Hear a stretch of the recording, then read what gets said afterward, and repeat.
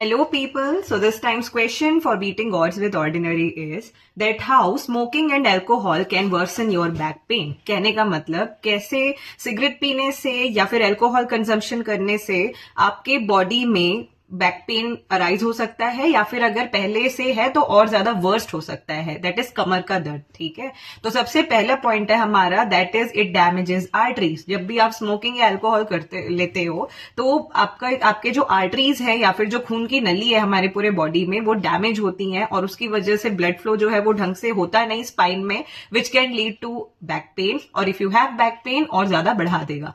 Then the second point is dehydration issues. Obviously alcohol लेने से आपका बॉडी डिहाइड्रेट होता है, दैट इज पानी का जो लेवल है वो डाउन जाता है। Same with smoking.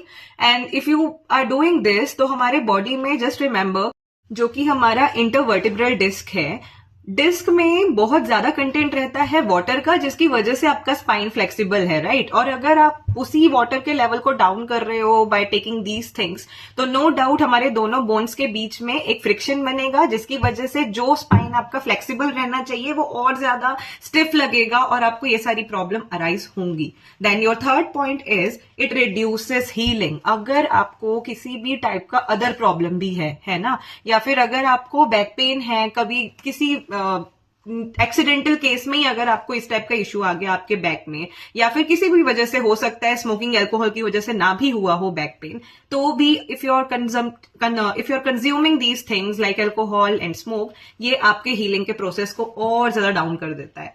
Now the fourth point is smoking and alcohol alters vitamin D. Vitamin D का जो प्रोडक्शन है हमारे बॉडी में ऑलरेडी बहुत बहुत डिक्रीज हो चुका है लोगों के अंदर, because nobody is taking proper sunlight and all.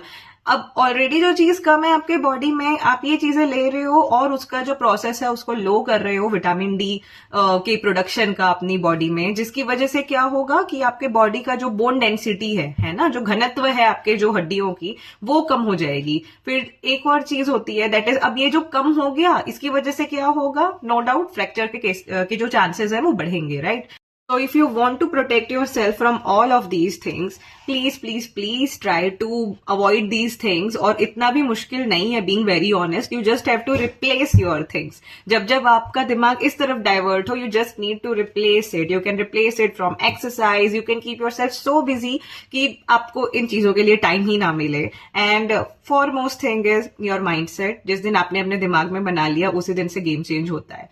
So that's it people, and do follow the Ordinary Therapist for more such type of contents। This is my first content of the year and I hope you all like it, and please give some suggestions और किस type के videos आपको चाहिए, and take care of your body। It's the only place where you have to live, and health is a huge investment। Don't take it for granted। Thank you।